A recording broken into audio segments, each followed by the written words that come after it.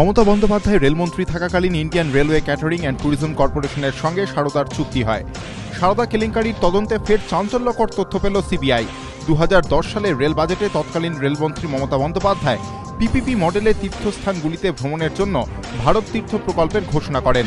Rail সূত্রে খবর, দেশের 16টি তীর্থস্থানে ভ্রমণের জন্য 2011 সালের 19 ফেব্রুয়ারি ভারত তীর্থ প্রকল্পের সূচনা হয়।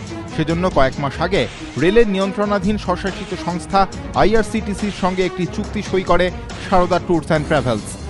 চুক্তি অনুযায়ী তীর্থস্থান ভ্রমণের ক্ষেত্রে রেল যাতায়াত ছাড়া হোটেল ও বাস বুকিং সহ বিভিন্ন বিষয় দেখত সারদা।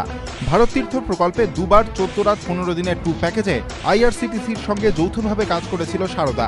সিবিআই সূত্রে খবর, বিনিময়ে মোটা কমিশন পেত সারদা ট্যুর অ্যান্ড ট্রাভেলস। এরপর দুপক্ষের এই চুক্তি বাতিল হয়ে যায়। যদিও রেল সূত্রে খবর, আইআরসিটিসি নিজে থেকেই সারদার সঙ্গে চুক্তি বাতিল করে দেয়। কিন্তু আইআরসিটিসির সঙ্গে ঠিক কি চুক্তি সই হয়েছিল সারদার? প্রকল্পের জন্য কি টেন্ডার ডাকা হয়েছিল? যদি টেন্ডার ডাকা হয়ে থাকে তাহলে সেখানে কতটা স্বচ্ছতা ছিল? এসব প্রশ্নের উত্তর জানতে ইতিমধ্যেই রেল মন্ত্রকে চুক্তির কপি চেয়ে পাঠিয়েছে সিবিআই। কেন্দ্রীয় গোয়েন্দা সংস্থার অনুমান, চুক্তির পেছনে রাজ্যের এক সাংসদের হাত থাকতে পারে। এ বিষয়ে তথ্য প্রমাণ সংগ্রহ করছে সিবিআই। সূত্রের খবর, প্রমাণ পাওয়ার পরই ওই সাংসদকে জিজ্ঞাসাবাদ করতে পারেন গোয়েন্দারা। এ বিষয়ে রেল প্রতিমন্ত্রী মনোজ সিংহ জানিয়েছেন, सीबीआई तदंते केउ दोषी प्रमाणित होले आईनानुग व्यवस्था नेওয়া হবে।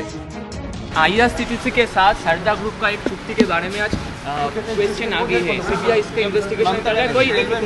कोई इन्वेस्टिगेशन रेल की तरफ से ऐसा है कि सीबीआई जिस मामले की जांच करे उसमें रेल से जांच की जरूरत नहीं है, और सीबीआई जांच में जो दोषी पाया जाएगा उसके खिलाफ कड़ी कार्रवाई सरकार करेगी। मैं किसी का नाम नहीं ले रहा हूँ। सीबीआई जांच कर रही है। जांच में जो दोषी पाया जाएगा, whosoever he may be, RC may be, the law will take its own course. রাজ্যের গণ্ডি ছাড়িয়ে দেশের বিভিন্ন জায়গায় প্রতারণার জাল বিছিয়েছিল সারদা। সেই জন্যই কি দেশের লাইফলাইন রেলকেও টার্গেট করেছিলেন সুদীপ্ত সেন? উত্তর খুঁজছে সিবিআই। প্রকাশ সিনহা, বিজেন্দ্র সিংহ, অরিত্রিক ভট্টাচার্য, এবিপি আনন্দ।